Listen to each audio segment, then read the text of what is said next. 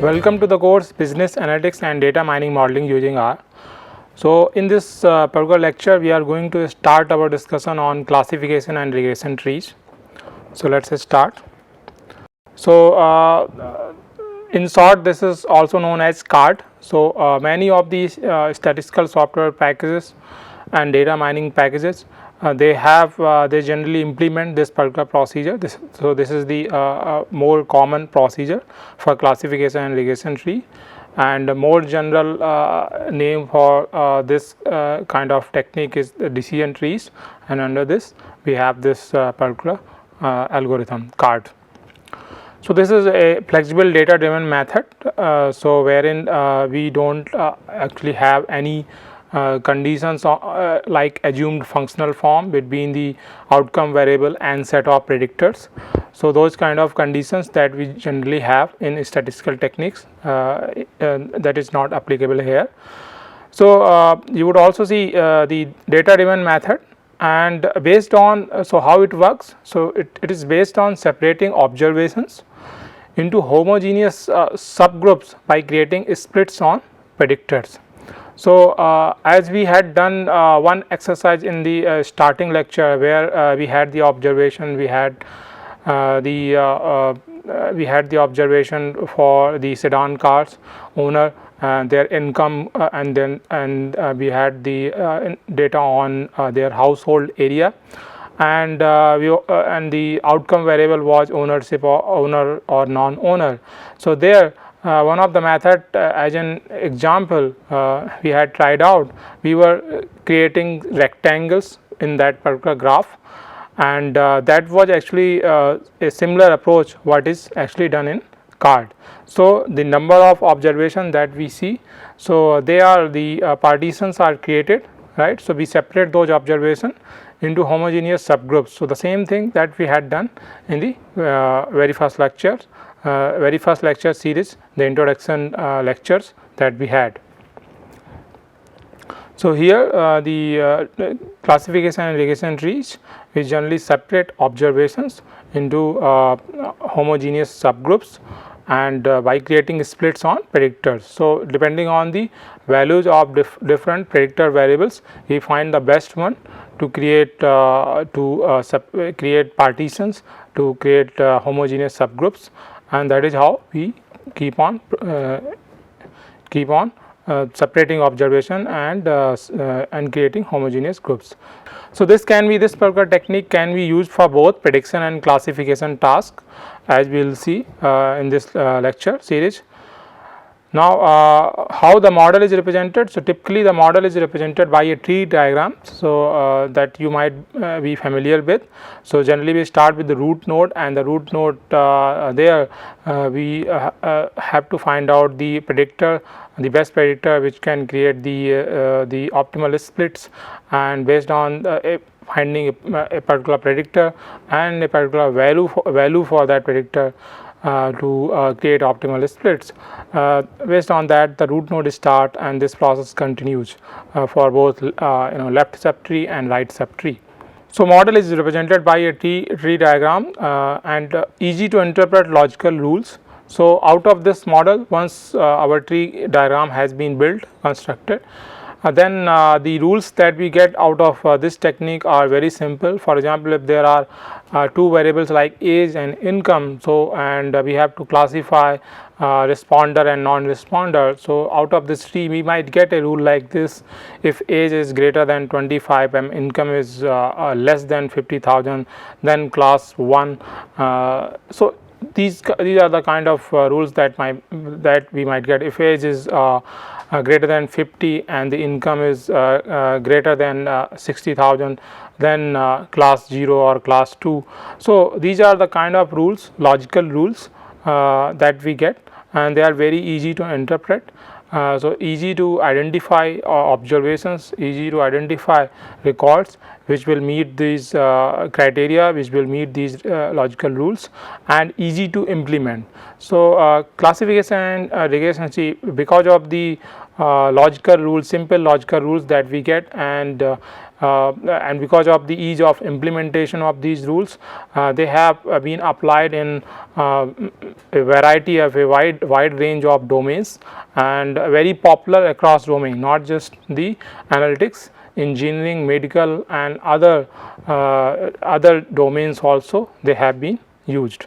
So, and another important thing about this particular technique, trees in general, decision trees in general, and classification and regression trees, CART in particular, that very simple model. So, therefore, when you first think about a problem, when you first encounter a problem, as we talked about, the analytics challenge that you have to if you are able to identify certain prediction tasks, classification tasks, then classification and regression tree is one particular technique where you don't have to think too much about the applicability and whether the assumptions, the applicability, the data, the various things that we have been trying out in previous lectures. You don't have to think too much, you don't have to process or follow steps like other techniques, and you can simply apply. So, this is going to be one automatic selection irrespective of the type of prediction task or classification task. So, different problem situations. So, this particular technique can be applied in different problem situations and also across different domains. So, let us discuss further the classification trees. So, we will start with the classification task first. So, classification trees, there are two typical steps that we have to follow to build a classifier model based on the CART procedure. So, typically the first step is recursive partitioning. So, what happens in recursive partitioning is, as we have talked about, that this is about partitioning. So, p dimensional space. So, if we have p number of predictors, our set of predictors, in our set of predictors we have p variables, right. So, we are going to partition this p dimensional space of predictors using training partition, using training data set, and so this is how it starts. So, every time we will keep on partitioning, and this process will go in a recursive fashion. So, first partition, and once after we do the first partition, we will get two more partition if that is if we are getting two partition sets. Then on those, each of those two partitions we will further apply this recursive partitioning approach, and this process will keep on will continue till we create all our partition that we finally get till we achieve the pure homogeneous subgroups, pure homogeneous partition out of this process. So, in this so first step, recursive partitioning is mainly about partitioning the observation and mainly about creating the homogeneous subgroups in a recursive fashion. The second important step in building classification trees is pruning. So, in pruning, the tree that we have built using training partition. So, because we keep on building that particular tree till we reach pure homogeneous subgroups. So, that particular full grown tree is going to classify all the observations correctly. So, that would actually overfit the data. So, to have a good model which is not fitting to the noise and extracting and using the predictors information, we will have to prune the tree back to a level where it is not fitting to the noise. So, pruning is that process. So, this is about pruning the build tree using validation data. So, the second partition that we typically that we also discussed in initial lectures, that the validation partition can also be used to fine tune or refine the model. So, in this particular technique, classification and regression trees, you would see that in the pruning step, it is the validation data that is used to prune the full grown tree that has been built using the training partition. So, two main steps, recursive partitioning and pruning. So, in recursive partitioning, we will first partition the p dimensional space of predictors and we'll try to create homogeneous subgroups. And once this process is done, then we'll like to prune the tree, so that the model is the tree diagram, the tree model that we have is fitting to the predictors information and not to the noise. So let's discuss in more detail each of these steps. So first start with the, let's start with the recursive partitioning. So in recursive partitioning, number one, what we do is partitioning p-dimensional space of predictors, as we talked about, into non-overlapping multi-dimensional rectangles. So because we are in the p-dimensional space, so with one predictor, if we partition this particular p-dimensional space, we are using one particular predictor, the first step. Then the partition that we create, this would be non-overlapping, and of course they are even going to be multi-dimensional. So we are going to create non-overlapping multi-dimensional rectangles after first step. Now as we discussed that partitioning process is recursive in nature, that means the previous partition, so we keep on applying this process, recursive partitioning process, on the results of previous partitions. Now for let's also understand the detailed steps for recursive partitioning. So the first step is about and finding an optimal combination of one of the predictors. Let's say this predictor is x high. So and the value that is going to be used, the split value that is going to be used to create a split, to create partition, is Vi. So we need to find out this optimal combination xi, this particular predictor xi, and a particular value of this predictor Vi. So this has to be selected to create first split of p-dimensional space into two parts.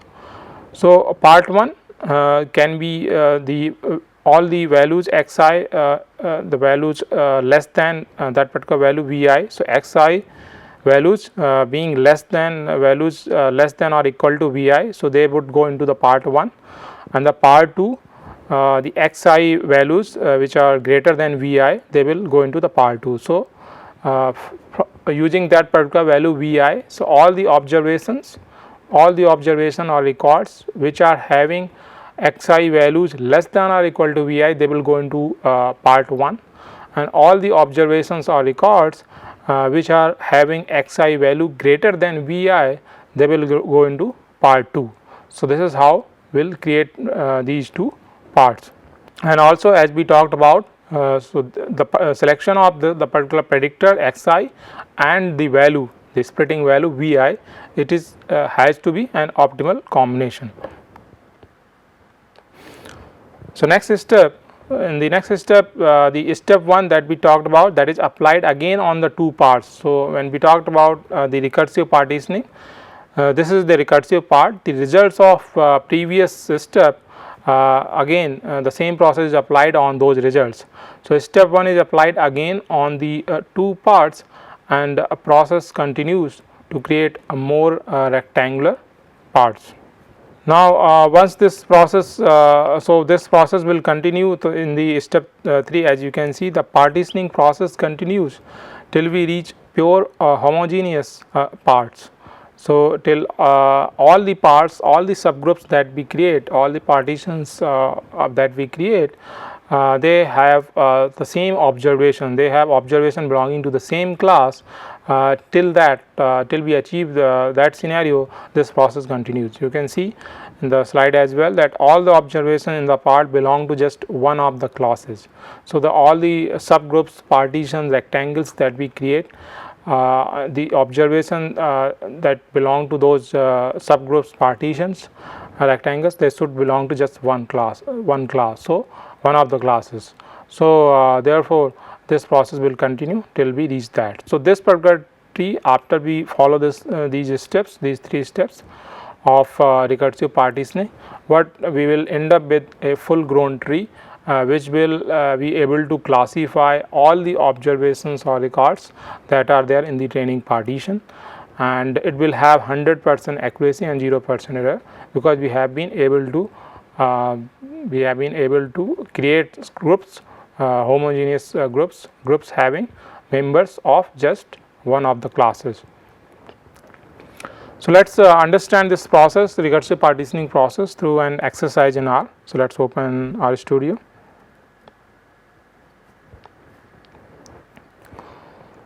So as we have data in Excel format, so let's load this particular library that we typically use to import the data set from Excel files. So let's execute this line. So this is loaded. So the particular Excel file, the particular data set that we are going to start with is Sidon-Carr data set that we have used in previous lectures as well. So let's import this particular data set.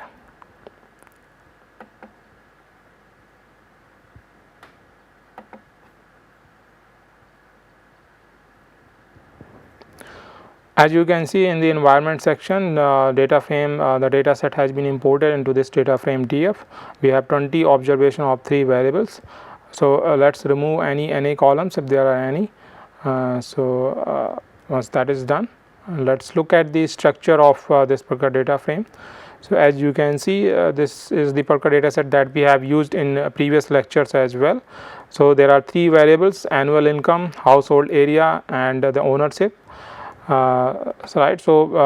Using these 2 predictors, annual income and household area. So we have 2-dimensional space here, 2-dimensional space, predictors space we have, and we would like our outcome variable of interest is ownership. So we would like to apply our recursive partitioning on that step of Carr procedure on this particular data set. So let's also look at the first few observations. These are the first few 20 observations of this particular data set. So as you can see, the income is in rupees lakhs per annum. This is annual income in rupees lakhs, and the household area is in the square feet, hundreds of square feet. So this is these are the unit of measurement for these 2 variables, and then we would like to classify the different households. The unit of analysis is household. So we would like to classify households into owner or non-owner category. So whether they own a Sidon-Carr or not. So let's plot. Let's create a scatter plot of this. So let's first set some of the graphics parameter. So as we have been doing using a par function, and within that we would like to set this parameter margin MAR to these numbers. Let's do this. Now let's look at the range of these 2 variables. Annual income, this is the range, and the household area, this is the range. Now as we have been doing in previous lectures as well, while we create plot, we also specify a limit on x-axis and a limit on y-axis, which is quite close to the values of these values of the as specified in the range of the variables to be plotted. So you can see x limit to 12. This is so the range of annual income is within this particular limit. Similarly, for y-axis, y limit, you can see 1325. So the range for household area is within this limit, 1424. So that now let's create a scatter plot. So this is the plot that we have. Let's also generate legend for this.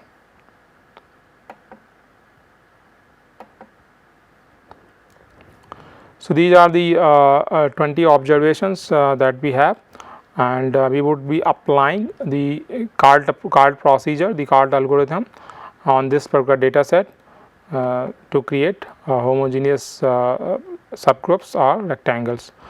So what happens in the first split? So let's assume that first split is going to be on this particular value. So 18.8, that is this particular value. So household area 18.8, this value is going to be somewhere around this, somewhere close to 19 marks, somewhere in between 18-20. So this particular line will probably go like this in between these 2 close points, and we'll get our first partition. Let's create first split. So again these splits are hypothetical based on our visual inspection, visual analysis that we see that probably this split created using this particular value. So the variable that we have selected here is the household area, and the value that we have selected is 18.8. So out of two predictors that we had, household area and annual income, we have selected household area and a particular value 18.8 as the optimal combination. So of course this is not from the result of applying the model card procedure. This is one example for illustration purpose we are going through. So if household area and the particular value 18.8, that is the optimal combination for predictor value. So this is the kind of split that we'll have. If we look at the upper rectangle here, you can see here 7 observations belong to the owner class, and remaining 3 observations belong to the non-owner class, right. So it's not pure homogeneous, but most of the observations belong to the owner class. If we look at the lower rectangle, the lower subgroup, then we have 7 observations belonging to the non-owner class and 3 observations belonging to the owner class. So this is majority is with non-owner class, but again this is also not pure homogeneous. So we will have to continue the process, because as we discussed in recursive partitioning, we will continue the process. So we have these 2 partitions. So on each of these 2 partitions we will apply again we will do further partitioning till we reach to pure homogeneous partition or subgroups. So let's try and understand how we can proceed further. So what could be another important concept here is to understand the possible set of split values, right. So what could be these possible set of split values from which we can find out the optimal combination. So for example, if the variable is numerical, so if the variable that is going to be selected, the split variable, if it is a numerical variable, then midpoints between pairs of consecutive values for a variable, they are going to be the candidates for possible split values. So now these midpoints can again be ranked as per the impurity reduction, the heterogeneity that could be there in the resulting rectangular partition. So that is how we can pick the optimal predictor value combination. So for a particular predictor, right, the midpoints, if it is a numerical variable, the midpoints between pairs of consecutive values, so they are going to be that those points are going to be the possible candidates, and again we can further rank them with respect to their impurity in the resulting rectangular partition. So let's go through this process for the annual income variable. So let's first sort this particular variable. So these are the value. We have 20 observations. So these are the value in sorted orders. You can see they are in increasing order. So starting from 4.3, 4.7, and then up to 9.4 and 10.8. So once these values have been sorted, we can start computing the midpoints. So if we once the value is sorted, so we can the number of values are 20 here, right. So in this case we can create a diff here. So this particular diff is going to give us on the sorted annual income value. If we create this diff, so these are the values that we get.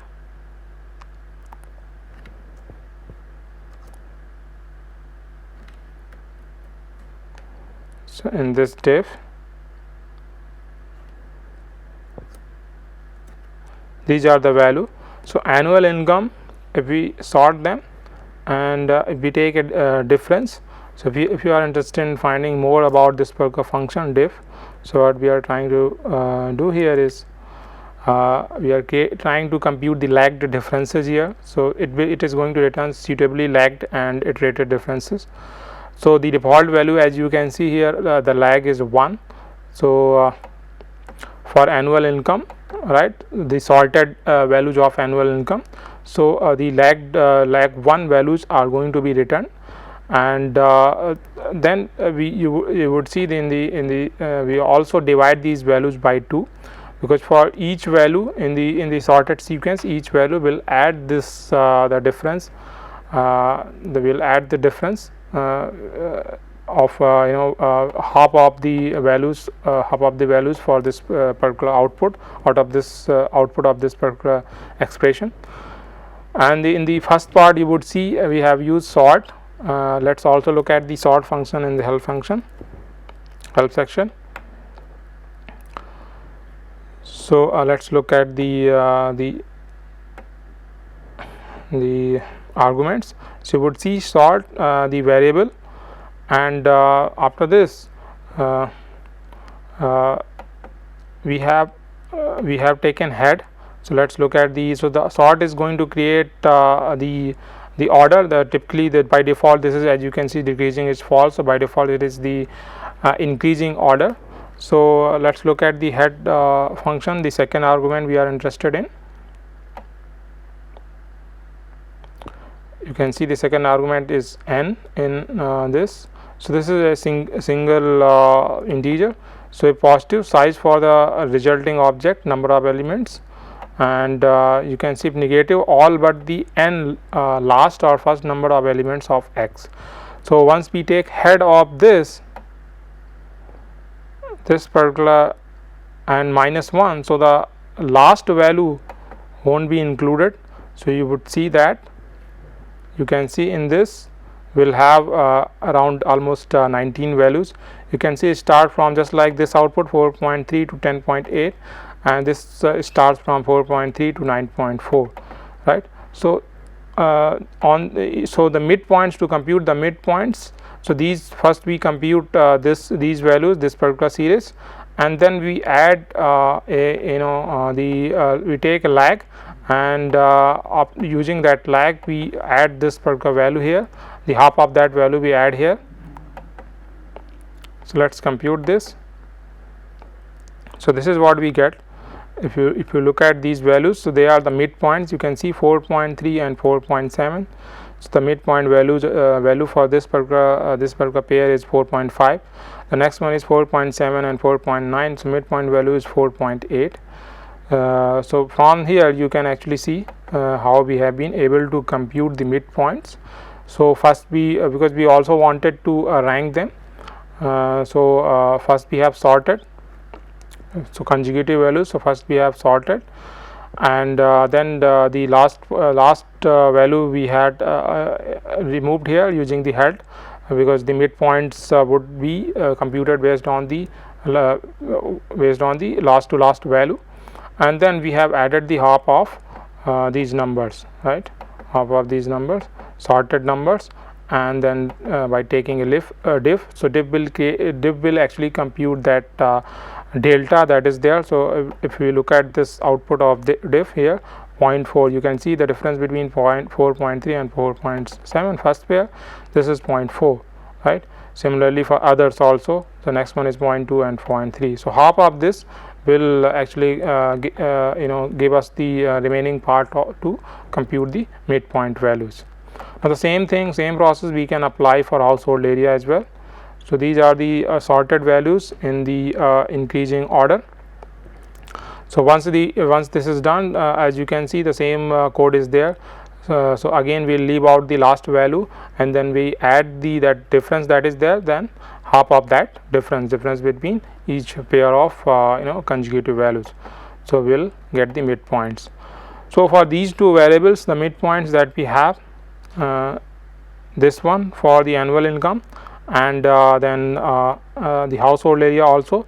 So these particular set of points are the possible candidates of split values.